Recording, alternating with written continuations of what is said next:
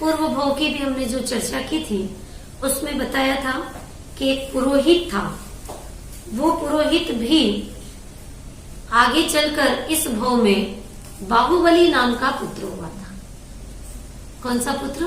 बाहुबली। वो उनके पूर्व जन्म से साथ में चला आ रहा है। इसी तरह से जो अकंपन सेनापति था पूर्व जन्म में, वो वृषभसेन नामक पुत्र हुआ। धनमित्र सेठ था, वो भी उनका पुत्र हुआ। सिंह, जो 4 जीव थे जिसने अनुमोदना की थी आहारदान की, वो भी उनका पुत्र हुआ। शूकर का जीव, वो भी पुत्र हुआ। बंदर का जीव, वो भी उनका पुत्र हुआ। नेवले का जीव, वो भी उनका वरवीर नामक पुत्र हुआ।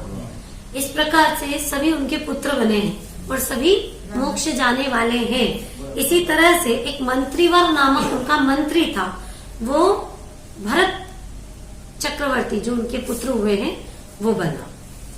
ठीक है, ये तो पूर्व जन्म की बता दी। ऐसा महान उनका परिवार था। ब्राह्मी सुंदरी उनकी पुत्री थी। अब हम चर्चा कर रहे हैं कि उनको वैराग्य कैसे हुआ। 83 लाख पूर्व, कितने? 83 लाख पूर्व तक तो उन्होंने राज्य का संचालन किया। 20 लाख पूर्व में राज्य अवस्था प्राप्त हुई। 84 लाख पूर्व की आयु में 20 लाख पूर्व में उनको राज्य पद प्राप्त हुआ। उसके बाद उन्होंने 83 लाख पूर्व तक राज्य किया। तो कितने पूर्व हो गए राज्य करते हुए? 63। बहुत बढ़िया। 63 लाख पूर्व तक उन्होंने राज्यभार संभाला। और क्या बताया था? एक पूर्व में 70 लाख 56,000 करोड़ वर्ष होते हैं। हाँ, और तीर्थंकर जो उसी जन्म में मोक्ष जाने वाले हैं, उन्होंने भी इतने दिन तक तो राज्य संभाला। अब कैसे उनकी घटना में परिवर्तन आया कि एक बार उनका बर्थडे मनाया जा रहा था, बर्थ का फंक्शन चल रहा था चैत्रवदी नवमी के दिन। तो स्वर्ग से इंद्र ने व्यवस्था की थी, तो स्वर्ग की देवी नीलांजना नाम की देवी को भेजा वहां पर और उसने नृत्य करना प्रारंभ किया। और जानबूझकर ऐसी देवी भेजी जिसकी आयु कुछ ही मिनटों की शेष थी। और जैसे ही उसकी आयु पूरी हुई और इंद्र ने तुरंत, मतलब 1 सेकंड से भी कम समय में, बिजली की चमक जितने समय में ही दूसरी उसी की जैसी देवांगना भेज दी। और उसकी मृत्यु हुई। मृत्यु के बाद क्या होता है? देवों का शरीर ऐसा पड़ा नहीं रहता, वो उड़ जाता है, गायब हो जाता है। तो उसका तो गायब हो गया, किसी को भी सभा में पता नहीं पड़ा। लेकिन राजा ऋषभदेव को ये बात सूक्ष्म दृष्टि थी ना उनकी। जन्म से 3 ज्ञान के धारी थे, मति ज्ञान, शुद्ध ज्ञान और अवधि ज्ञान। तो उनको ये बात पता चल गई। और जैसे उनको पता चली तो उनको जगत की क्षण भंगुरता और जगत का स्वार्थीपन, ये 2 बातें उनके ध्यान में आई और उनको संसार से विरक्ति हो गई। ये संसार कैसा है? हाँ, असार है। स्वार्थीपन ऐसा हुआ कि अपने कार्यक्रम में विघ्न नहीं आना चाहिए। अपने विषय भोग में कभी भी विघ्न नहीं आना चाहिए, भले किसी का कुछ भी हो। अरे 2 मिनट रुक करके मौन तो रखा जा सकता है किसी के लिए भी। लेकिन मृत्यु के बाद भी सभा ऐसी ऐसी चलती रहे, उसका जो हो वो क्या लेना देना। मतलब जगत के जीव कैसे स्वार्थी हैं, इसका भी उनको भान हो गया। और अनंत बार ये भोग भोगे हैं, लेकिन इनमें तृप्ति नहीं, इनमें सुख है ही नहीं। वो तो पहले से ही जानते थे सुख नहीं है, लेकिन अब जो वो सुख भोग रहे थे, उस सुख में अब वृद्धि होने की तैयारी हो। मुक्ति प्राप्त करना है, मुक्ति मतलब पूर्ण सुख, अनंत सुख तक पहुंचना है।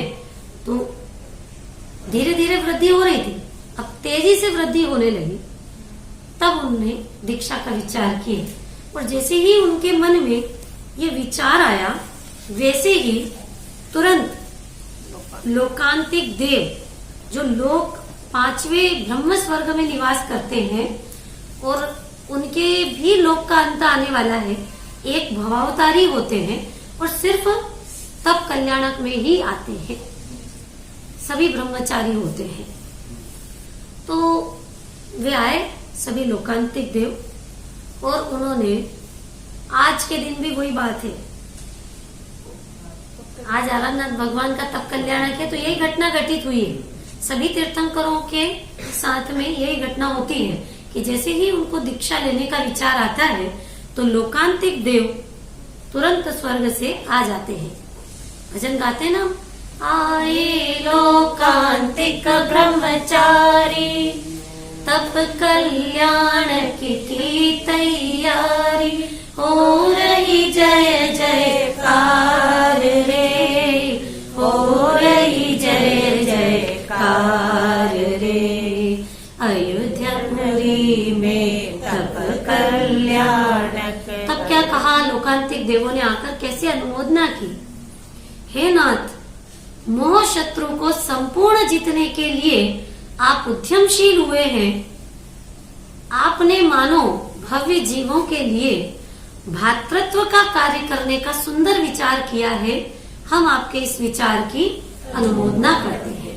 सभी ने अपने अपने विचार इस तरह से व्यक्त किए और राजा ऋषभदेव ने भी अपनी वैराग्य भावना को दृढ़ किया। और उसके तुरंत बाद वहां पर वो चले गए वापस, और कौन आ गए, स्वधर्म इंद्र आदि सारे इंद्र देवता आ गए और उन्होंने पालकी लेकर के आए।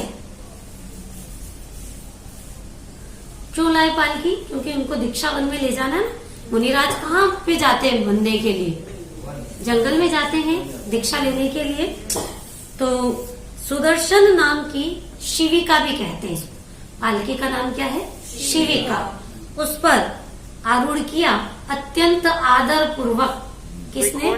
इंद्र ने अपने हाथों का सहारा देकर के उस पर बिठाया उन्हें। अब जो राजा ऋषभदेव थे वो पहले तो अपने विशुद्ध परिणामों पर आरूढ़ हुए और साथ ही शरीर से शिविका पर आरूढ़ हुए। अब उन्हें आगे बढ़कर गुणस्थानों की श्रेणी को भी चढ़ना है। कहाँ तक? 14 गुणस्थान पार करके गुणस्थानातीत दशा को प्राप्त करना है। तो सबसे पहले तो भूमि गोचरी राजा, देखो मनुष्य ने सबसे पहले पालकी को उठाया। भूमि गोचरी राजा 7 डग लेकर चले। फिर विद्याधर राजा आकाश मार्ग से 7 डग चले और पश्चात देवों का नंबर आया जो लेकर के आए थे पालकी। ऐसा क्यों हुआ? सबसे पहले तो देवों को लेना चाहिए था पालकी। संयम अंगीकार देव लोग नहीं कर सकते, क्योंकि वो भी भूमि गोचरी थे ना। स्वयं राजा आदिनाथ भी भूमि गोचरी थे ना, इसीलिए। तो फिर पहले तो लिखा है इसमें कि 32 डग तो वे स्वयं पैदल चले।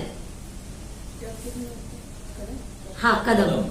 और उसके बाद फिर भूमि गोचरी राजा, उसके बाद विद्याधर राजा और पश्चात इंद्र अति हर्ष पूर्वक कंधे पर पालकी लेकर आकाश में चले। क्या दृश्य रहा होगा ये।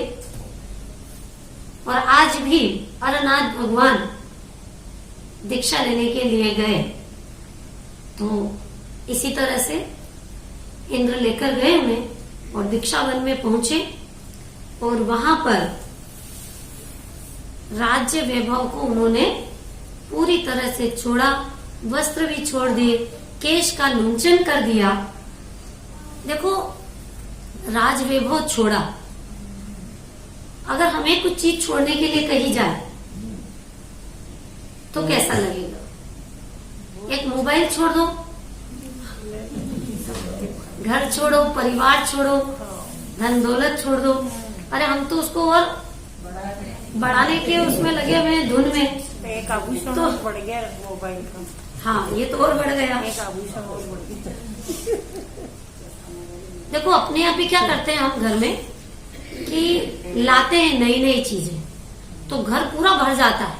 बहुत से लोग ऐसे कहते रहते हैं कि भैया इतना घर में जगह नहीं है रखने के लिए सामान, तो कैसे आएगी। हम पुरानी चीजें तो निकालना नहीं चाहते और नई नई और बसाते चले जाते हैं, हाँ, तो भरेगा कि नहीं भरेगा। लेकिन उन्होंने राजा आदिनाथ ने तो जो राज्य वैभव छोड़ा तो उसको तृण के समान जान करके छोड़ दिया। पहले छोड़ दिया था मान्यता में से, ये मेरा नहीं है, इससे मेरा कोई संबंध नहीं, एक परमाणु भी पुद्गल का मेरा नहीं है। ये तो उन्होंने पूर्व जन्मों में ही दृढ़ निश्चय कर लिया था, निर्णय कर लिया था। छूटा वही था, बाहरी था वो, लेकिन उसके प्रति जो राग था, जिसको कहते हैं चारित्र मोह, उस राग को भी छोड़ दिया और दीक्षा धारण कर ली। निर्ग्रंथ दिगंबर मुनिराज बन गए, पवित्र शिला पर विराजे, और जो उन्होंने आत्म ध्यान किया तो चौथा ज्ञान और प्रकट हो गया। कौन सा ज्ञान? मना परे ज्ञान। 3 ज्ञान तो पहले से ही थे।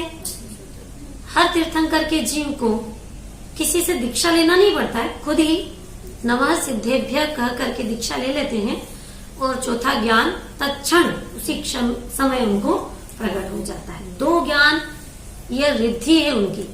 मतिष्ठ ज्ञान तो सभी के पास है, लेकिन अवधि और मना परे ज्ञान की रिद्धि उनको प्राप्त हुई।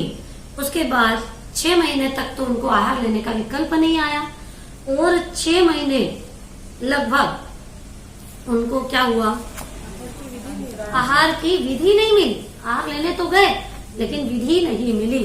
फिर चल चुकी अपनी ये कहानी। राजा श्रेयांश को वो जो कितने वो पहले वज्रजंग राजा के साथ उन्होंने मुनिराज को आहार दान दिया था, वो घटना उनको याद आ गई और उन्होंने आहार दिया। 18 करोड़ नहीं, कोड़ा कोड़ी सागर से जो बंद था दान तीर्थ, उसका प्रवर्तन प्रारंभ किया। किसने? राजा श्रेयांश ने। सर्वप्रथम आहार दान पूरे भारत में किसी को नहीं पता थी विधि। स्वयं भरत चक्रवर्ती ने आकर के उनका सम्मान किया, उनकी प्रशंसा की। हमको भी नहीं पता थी वो विधि, आज आपके द्वारा हम सबको ज्ञात हो गई। आहार दान हुआ, पंचाश्चर्य हुए, बहुत बड़ी बात हुई। इच्छु रस का आहार हुआ और इसीलिए वो पर्व चल पड़ा अक्षय तृतीया। पंचाश्चर्य कौन कौन से हुए, कौन बताएगा? किसी को याद हो तो बताइए। रत्नों की वर्षा, सुगंधित पुष्पों की वर्षा, रत्न वृष्टि, पुष्प वृष्टि, गंभीर नाद का बजना, जय जय ध्वनि, सुगंधित वायु का बहना, और धन्य दान, धन्य पात्र और धन्य दाता। इस प्रकार से आकाशवाणी क्या बोल रहे हैं? अहोदानम महादानम, अहोदानम महादानम। इस तरह से आकाशवाणी खिरी और दान की अनुमोदना जिसने भी की, उन्होंने भी महापुण्य का बंद किया। और जिन्होंने राजा श्रेयांश, उन्होंने तो देखो मुनिराज को आहार देते हैं ना, तो इधर तो वो आहार दे रहे हैं, लेकिन वास्तव में वो ले रहे हैं। क्या ले रहे हैं? आत्मा की शुद्ध परिणति का दान। उनके अंदर शुद्धता बढ़ती है जो दान देते हैं। तो आत्मा का भोजन तो यही, आत्मा की लीनता, आत्मा का आनंद, ये आत्मा का वास्तव में भोजन है। मुनिराज भी आनंद भोजी है, और जो दान दे रहे हैं वो भी आनंद का भोग कर रहे हैं। इस प्रकार से पूरी घटना हुई। जब ये आहार की विधि हुई, उसके बाद फिर वन में गए और आत्म ध्यान में लग गए। दिखाई दिया आपको सभी को? उन्हें तो बस आत्मा का ध्यान करना यही एक काम था। और कौन सा काम था उनके पास? क्यों भाई? समाज की सेवा करना। हाँ, एक बात और कि तीर्थंकर मुनिराज दीक्षा लेते ही जीवन भर के लिए मौन व्रत अंगीकार कर लेते हैं। मौन क्यों हो जाते हैं? किससे बोलना, क्या बोलना? मौन साधना बहुत बड़ी बात होती है। मौन साधना करना, मौन साधना करते हैं तो उनके साथ में जितने 4000 राजा दीक्षित हुए थे, तो अब वो तो दीक्षित हो गए, देखा देखी। अब 1 दिन हो गया, 2 दिन हो गया, वो तो मौन हो गए, आत्मा के ध्यान में लग गए। अब ये क्या करें? भूख लगी, ठंड लगी, गर्मी लगी, करें क्या? तो फिर 4000 राजा ही भ्रष्ट हो गए, कंदमूल का भक्षण करने लगे। कैसे भी अपना मतलब मुनि धर्म उनसे पालन नहीं हो पाया। धर्म सभा नहीं लगती। हाँ, ये बहुत अच्छा प्रश्न किया आपने कि भाई ऐसा कर लेते ना, एक क्लास लगा देते, विधि बता देते, पहले ही बता देते।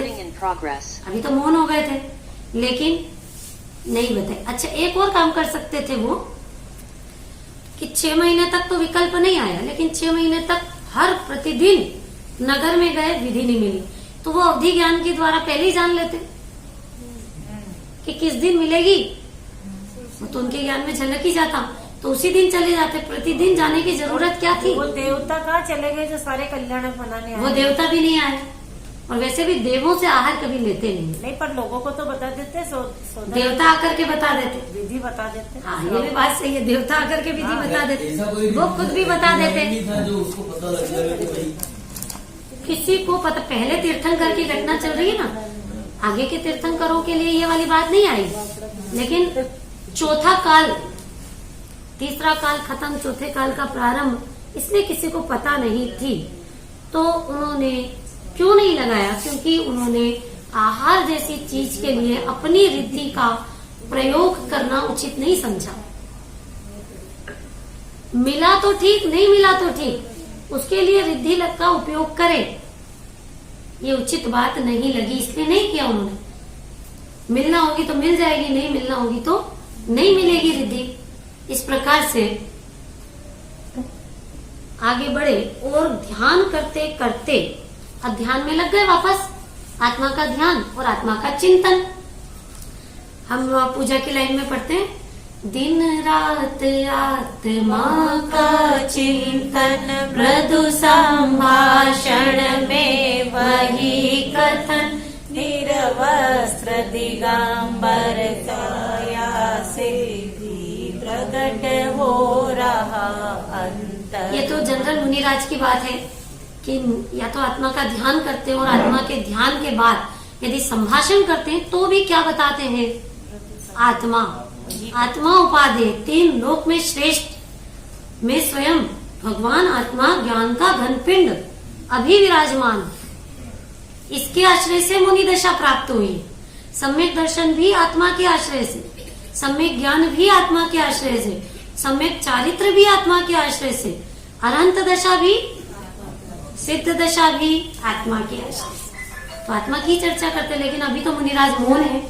तो आगे देखिए, ध्यान करते करते प्रयाग क्षेत्र में भगवान को क्या हो गया, कैसे हो गया, आप ध्यान दीजिएगा। अभी 6ठे 7वें गुण स्थान में थे, जैसे ही उन्होंने श्रेणी लगाई, 8वें गुण स्थान, 9वें गुण स्थान, 10वां गुण स्थान प्रकट कर लिया, और उसके बाद 10वें के बाद 11वां नहीं आता है, 10वें के बाद 12वें गुण स्थान में पहुंच करके, और ये सब काम उन्होंने शुक्ल ध्यान लगा करके किया। कौन सा ध्यान? शुक्ल ध्यान। शुक्ल ध्यान की श्रेणी लगाकर सिद्ध पद में वास हो, मोक्ष का साक्षात कारण यदि कोई सा ध्यान है तो वो शुक्ल ध्यान है।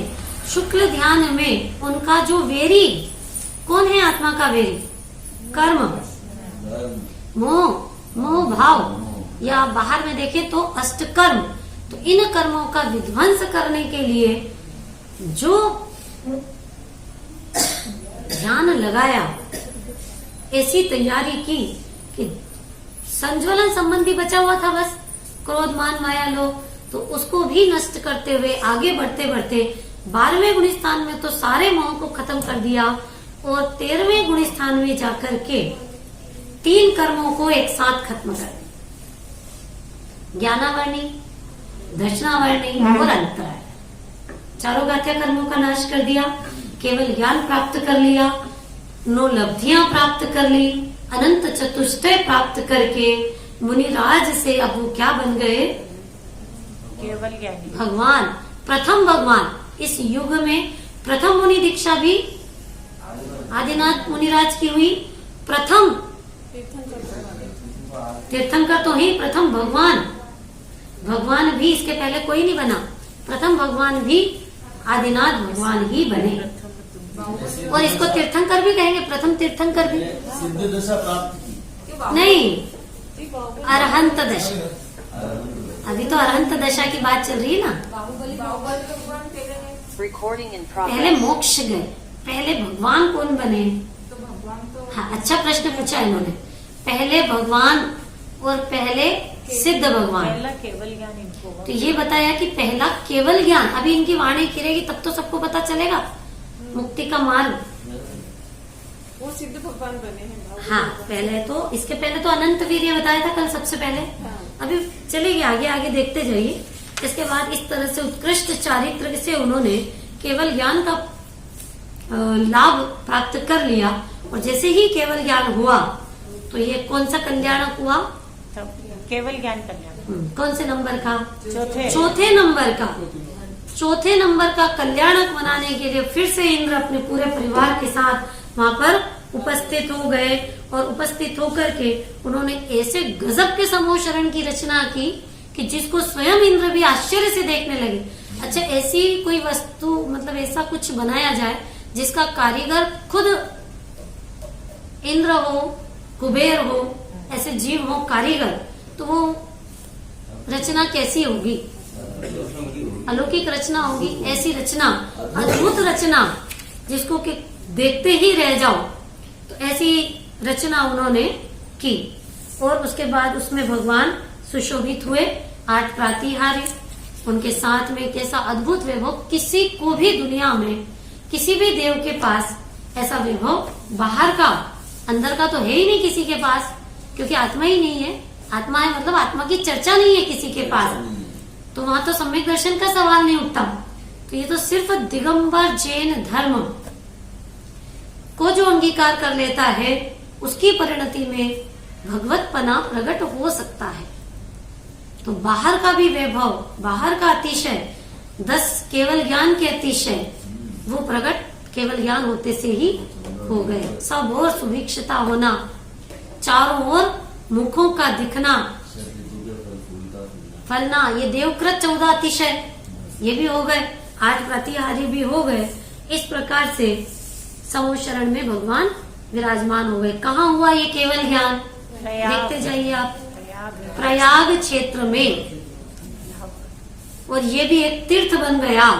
केवल ज्ञान होने से भगवान ऋषभदेव अरहंत हुए, तीर्थंकर हुए। देवों एवं मनुष्यों, पशु पक्षी सब उनका उपदेश सुनने को धर्म सभा में आए। कहाँ लगी धर्म सभा? ये क्या कहते हैं धर्म सभा को? समूह शरण। धर्म सभा का नाम है ये समूह शरण। तो कौन कौन आ गए? देखो 3 गति के जीव आ गए। 12 सभाएं लगती ना, देव गति के देव, मनुष्य गति के मनुष्य, और तिरंज गति के 2 तरह के जीव, पशु भी और पक्षी। संगी पंचेंद्रिय होना चाहिए। पशु और पक्षी सब उनका उपदेश सुनने के लिए वहां पर आ गए और बिल्कुल चातक के जैसे दिव्य ध्वनि का अमृत पान करने के लिए आतुर हो उठे। निवेदन किया इंद्र ने भगवान से, प्रार्थना की, पहले स्तुति की, भगवान के गुणों की स्तुति की, उसके बाद उनसे निवेदन किया और उनकी दिव्य ध्वनि किरणा तो उस समय पहली बार गंधर्व उपस्थित हुए होंगे ना, जब ये तो दिव्य ध्वनि। हाँ, उनकी दिव्य ध्वनि में उनके जो प्रथम गंधर्व बने उनका नाम क्या था? वृषभ सेन। उन्हीं के पुत्र सब उनके 84 गंधर्व थे उनके। अभी बताते हैं उनकी मतलब सभा में कौन कौन कितने कितने जीव थे। देखिए 84 गंधर्व, 20,000 केवल ज्ञानी, 4,750 श्रुत केवली, 4,150 उपाध्याय मुनिराज, 9,000 अवधि ज्ञानी मुनिराज, 20,600 विक्रिया रिद्धिधारी मुनिराज, 12,750 मन परिज्ञानी मुनिवर। इस प्रकार 84,084 केवली भगवान और वीतरागी मुनिवर उस सभा में विराजमान थे। बाकी सब सामान्य जीव तो असंख्य देव और ये सब तो थे ही सही वहां पर। समोसन का क्षेत्रफल कितना बड़ा होगा, कितने माइक लगे होंगे? माइक की वहां पर कोई जरूरत ही नहीं रहती है। तो अपनों को तो देखिए अब उपदेश क्या दिया, मुख्य बात करते हैं, ये तो सब बाहर की बातें हैं। मुख्य बात उपदेश क्या दिया होगा, क्योंकि मौन थे ना अभी तक, तो अब बोल रहे हैं। तो केवल ज्ञान होने पर, मतलब अल्प ज्ञान था तो उन्होंने उपदेश नहीं दिया। पूर्ण ज्ञान, 3 लोक 3 काल का जब ज्ञान हो गया तो अब जो उनकी वाणी खिलेगी वो सच्ची भी होगी और अच्छी भी होगी। अच्छी इसलिए होगी कि वो पूर्ण वीतरागी होगी, किसी से राग नहीं। अच्छा, अपने बच्चों से तो राग होगा, गंधर से तो राग होगा। अच्छा, समूह शरण से राग था कि नहीं? किसी से भी राग भी नहीं और द्वेष भी। यहां तक कि बोलने का राग भी नहीं रहा। मतलब दिव्य ध्वनि तो खिलेगी उनकी, लेकिन आश्चर्य की बात यह है कि बिना इच्छा के दिव्य ध्वनि की। इच्छा तो राग है, और भगवान का पहला विशेषण क्या बताया था? वीतरागी होते हैं। तो अच्छी होगी, सभी के लिए अच्छी होगी। सच्ची क्यों होगी उनकी वाणी? सर्वज्ञता है। सर्वज्ञता जिसके पास हो उसकी वाणी, एक एक शब्द, एक एक अक्षर उसका क्या होगा? परम सत्य होगा। क्यों? क्योंकि झूठ जो भी बोलता है वो अज्ञानता से बोलता है। बताइए, उज्जैन में कितने कौवे हैं? आपके सिर में बाल कितने हैं? आपके सिर के पूछ रहे हैं, दूसरे के नहीं। कितने पर नहीं गिन सकते आप, आपको पता ही नहीं। तो आप कुछ भी उत्तर दोगे ना, जो भी संख्या बताओगे वो गलत होगी। या तो ज्यादा बताओगे या कम बताओगे, या कह दोगे कि हमको पता नहीं है। लेकिन भगवान से आप कोई भी क्वेश्चन पूछे किसी के भी बारे में, तो ऐसा कभी उत्तर आएगा कि गलत हो या हमको पता नहीं है। परम सत्य ही बात निकलेगी। तो क्या उपदेश दिया होगा उन्होंने? तीर्थंकर प्रकृति का उदय आ गया उनको। अब जो बांधी थी ना 16 कारण भावना भाकर के, जब वो चक्रवर्ती थे, उसका उदय, टिफिन था पेट, उसका उदय अब आता है 13वें गुण स्थान में जा। तो उन्होंने मुक्ति के मार्ग का अद्भुत कल्याणकारी उपदेश दिया। मुक्ति का दरवाजा खुल गया उनके उपदेश से, क्योंकि बंद था ना इतने दिनों से। हाँ, ये बहुत अच्छी बात याद दिलाई इन्होंने कि भगवान की जो दिव्य ध्वनि खिलती है वो 2 कारणों से खिलती है। एक तो उनके वचन का योग है ना, मन वचन का योग होते ना 3 तरह के। तो मन तो है ही नहीं, द्रव्य मन, लेकिन वचन का योग है। तो आत्मा के प्रदेशों में परिस्पंदन होता है और वाणी खिलती है, और वो भी सर्वांग से, और ओमकार ध्वनि खिलती है। सब अपनी अपनी भाषा में समझ लेते हैं। और दूसरा कारण उनकी वाणी खिलने का ये है, भव्य जीवों के भाग्य से। ये बहुत जबरदस्त कारण है। जैसे भगवान का समूह शरण कहाँ विहार करके कहाँ रुकेगा और कहाँ पर किस देश में उनकी वाणी खिलेगी, इसका निर्णय कौन करेगा? भगवान खुद करेंगे कि मुझे किधर जाना है। क्या विकल्प तो है ही नहीं उनके परिणति में।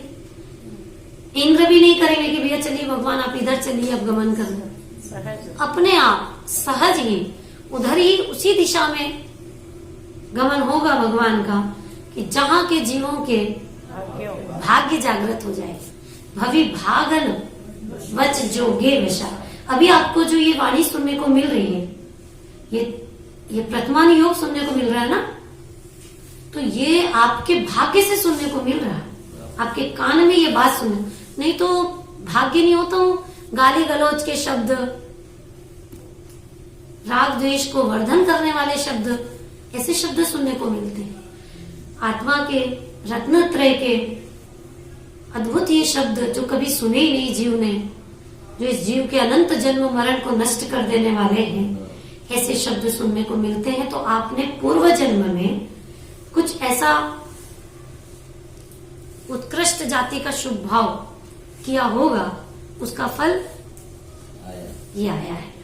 तो भली भागत ये भाग्य जीवों के भाग्य से उनकी वाणी किरना शुरू हुई। उन्होंने आत्मा का स्वरूप समझाया और सम्यक दर्शन, ज्ञान, चारित्र, 3 रत्नों का बोध दिया। और जिसे सुनकर के सभी जीवों में सबसे पहला भव्यता का लक्षण क्या है, देखिए, सभी जीवों में अपार सुन कर वाणी जिनवर की मोरे हर्ष हिये न समाय जी। है जिनवाणी स्तुति याद आ रही, मेरे हर्ष ये में समा नहीं रहे, इतना हर्ष, अपार हर्ष हुआ। ये पहला चिन्ह है। यदि आपको जिनेंद्र भगवान की वाणी सुनकर के हर्ष नहीं होता है तो इसका मतलब 2 कारण हो सकते हैं कि या तो वो बात आपको समझ में ही नहीं आई है, या फिर वो वाणी जिनवर की नहीं है, कुछ और सुन रहे हो आप, इसलिए हर्ष नहीं हो रहा है। अत्यंत प्रमोद, आत्मा को आत्मा की बात सुनकर के प्रमोद कैसे नहीं होगा। अरे मोह के खिलाफ, मतलब हम क्या कर रहे हैं, अनादि से मोह के पक्ष में है, किसके, दुश्मन के पक्ष में है। अब पहली बार कोई तो ऐसा मिला है जो हमें आत्मा को जागृत करके और मोह से विरुद्ध कोई बात कर रहा हो। पक्ष में मतलब पक्ष भी और अच्छा ऊंचा शब्द हो तो उसकी गिरफ्त में है। हाँ, गिरफ्त में है पूरे गिरफ्त में। मोह हमको चारों गतियों में बेल की भांति भार वहन करा रहा है, जोते हुए संसार में जुते हुए है ये जीव, सारा जीव लगा हुआ है परी पर में। लेकिन स्व में कैसे लगे, ये बात अगर सुनने को मिले, देखो इसको शेर को, ये हर क्लास में अपने को ये शेर की घटना याद आती है। आंखों से हर्ष के आंसू बह रहे हैं कि कौन मुझे इस भव सागर से निकालने के लिए आ गया है। सब भटकाने वाले मिले हैं, ये मुनिराज मिले हैं। तो ऐसे ही अब ये तो मुनिराज से भी उत्तम, ये तो तीर्थंकरों की वाणी, मूल वक्ता ही धर्म तीर्थ के तीर्थंकर देव होते हैं। तो उन्होंने, देखिए आप इसमें देखते जाइए, यह सुनकर सभी जीवों में अपार हर्ष हुआ। केवल हर्ष हुआ कि और भी कुछ हुआ, देखिए, अनेक जीवों ने आत्मा को समझ लिया मतलब पहचान गए, अरे देह के अंदर आत्मा, और वो भी मैं ही, अनंत वैभव मेरे अंदर भरा हुआ है। अनेक जीव ने समझा, केवल समझा, और अनेक जीवों ने दीक्षा ले ली, मुनि बन गए। ये भी और गजब की बात हो गई। ये बता रहे वाणी का पावर। और अनेक जीवों ने और इससे आगे बढ़कर के मुनि बन करके, अरहंत बन करके सिद्ध अवस्था भी प्राप्त कर ली, उनके उपदेश सुन सुन करके। कितने काम कर लिए जीवों ने, काम तो सब अपने अपने उपादान से किया, अपनी योग्यता से किया, लेकिन निमित्त कौन बना, भगवान की वाणी बन गई। इस प्रकार भरत क्षेत्र में भगवान ऋषभ देव ने मोक्ष का दरवाजा खोल दिया, ओपन कर दिया दरवाजा। और इसीलिए तो इनका इतना उपकार मानते हैं भगवान का। रत्नत्रय रूप धर्म तीर्थ का प्रवर्तन किया। जो तीर्थ का प्रवर्तन करे उन्हें तो तीर्थंकर कहते हैं। अतः वे हमारे आदि तीर्थंकर कहलाए। आदि मतलब प्रथम। बहुत समय तक धर्म का उपदेश देकर इस तरह विहार होता रहा, समोशरण सहित उपदेश दिया। कभी आपको समय होगा तो विहार भी उनका कैसा मंगल और कैसे आकाश में, अधर में और कमलों की रचना होती है, उसकी भी बात करेंगे। अभी आगे बढ़ते हैं।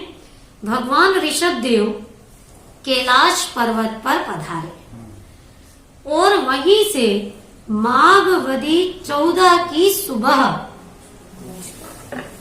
ये देखो चित्र में दिया है। अब शुक्ल ध्यान, फिर से शुक्ल ध्यान, चौथा 4 होते ना शुक्ल ध्यान, तो उसमें से तीसरा और चौथा शुक्ल ध्यान लगा करके, और उन्होंने जो 4 कर्म शेष बचे थे, शत्रु तो थे ना, वो भी शत्रु ही थे, शरीर भी था साथ में अभी तो। अब उन्होंने मोक्ष की प्राप्ति कर ली, संसार से छूट करके अनंत काल के लिए भगवान सिद्ध हुए। बोलो आदिनाथ भगवान की। आज भी सिद्ध लोक में वे पूर्ण आनंद में विराज रहे हैं, उनको हमारा नमस्कार हो। कैलाश पर्वत से ठीक 7 राजों ऊपर सिद्ध शिला में अशरीरी दशा में विराज रहे हैं। शरीर भी छूट गया, कर्म से भी मुक्त हो गए, द्रव्य कर्म, भाव कर्म और नो कर्म तीनों से रहित हो गए। भगवान ने अंतिम निष्कर्ष जैसा धर्म का उपदेश दिया, अब हमको क्या करना कि वैसा ही हमें समझना चाहिए। जैसा उपदेश दिया ना वैसे ही समझना, अपनी 1.5 अक्कल नहीं लगानी चाहिए, उससे कम भी नहीं ज्यादा, जैसा का तैसा समझना चाहिए। और ये तो ज्ञान की चर्चा हो गई। भगवान ने जैसी आत्म साधना की वैसी हमें भी करना चाहिए, साधना भी करना चाहिए, मतलब सम्यक दर्शन करना चाहिए, सम्यक ज्ञान करना चाहिए और सम्यक चारित्र भी करना चाहिए। तो क्यों करना चाहिए हमें, वैसा ही क्यों करना चाहिए उनके जैसा? अगर हमें भगवान बनना है तो जिस पंथ चले भगवंत वही पंथ सदा वही आचरिए, वही आचरण करना पड़ेगा। दूसरा करोगे तो भगवान नहीं बन सकते। शिक्षा, अपने अनादिनाथ आत्मा को जानना है, सच्चे अर्थ में भगवान आदिनाथ को जानना है। निश्चय व्यवहार दोनों बता दिया। भगवान आदिनाथ को जानना, उसका क्या अर्थ हुआ? अपनी आत्मा को, अपनी आत्मा कैसी आदिनाथ है कि अनादिनाथ है? अनादि से नाथ है। देखो ऋषभ देव तो आदि प्रथम शुरुआत में भगवान बने, लेकिन हम तो बने बनाए भगवान हैं। और जो ऐसा जान लेता है कि मैं तो बना बनाया भगवान अभी वर्तमान में द्रव्य दृष्टि से हूं, तो ये भगवान बनने की शुरुआत है। ये शुरुआत है, वही जीव आगे चल करके परमात्मा दशा को प्राप्त करता है। हमारी यहीं पर बात समाप्त होती है। कल मेरा धाम ये नया लेसन शुरू करेंगे। अभी